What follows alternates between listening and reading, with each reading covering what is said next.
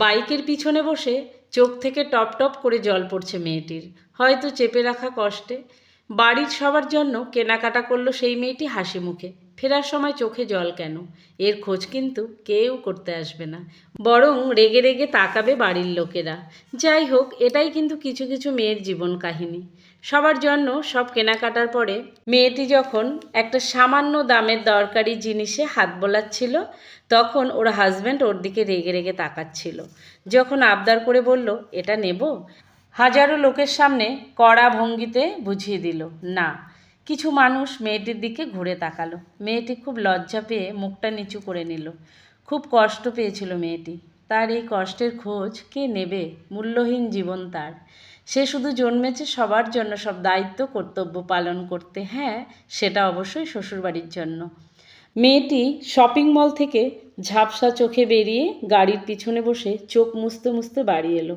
মনের কষ্ট চেপে রেখে বাড়িতে এসে প্রত্যেকের জন্য আনা জিনিসগুলো হাসি মুখে তাদেরকে দিল। মেয়েটির বুকের চাপা কষ্টের কথা কেউ জানতেও পারল না। আর জেনেই বা কী করবে? এরকম হাজারো মেয়ে আছে যারা নিজেদের শখ আহ্লাদ সব জলাঞ্জলি দিয়ে কিছু না পাওয়ার আশায় সংসার করছে। কত অবহেলা, কত অবজ্ঞা, তবুও পড়ে আছে সংসারের এক কোণে। কেন জানেন? নিজের সন্তানদের জন্য। আপনারা হয়তো এতক্ষণে ভাবছেন যে এটা আবার কার জীবন কাহিনী নিয়ে দিদি আজ গল্প শোনালো।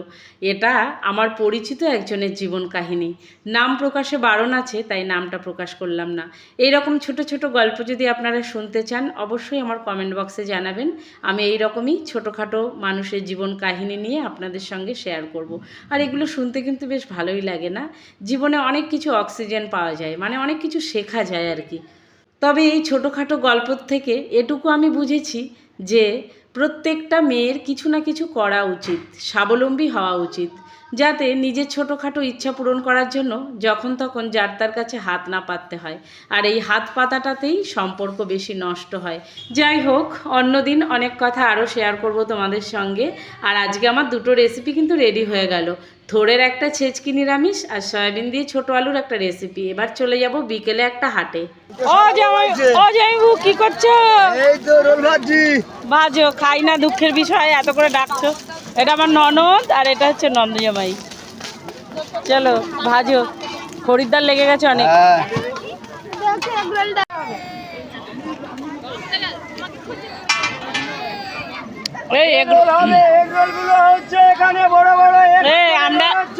আমরা এগরোল খাই না বলে যে আইসক্রিম ধরিয়ে দিয়েছে জামাইবু হাতে, আমরা আইসক্রিম খাচ্ছি।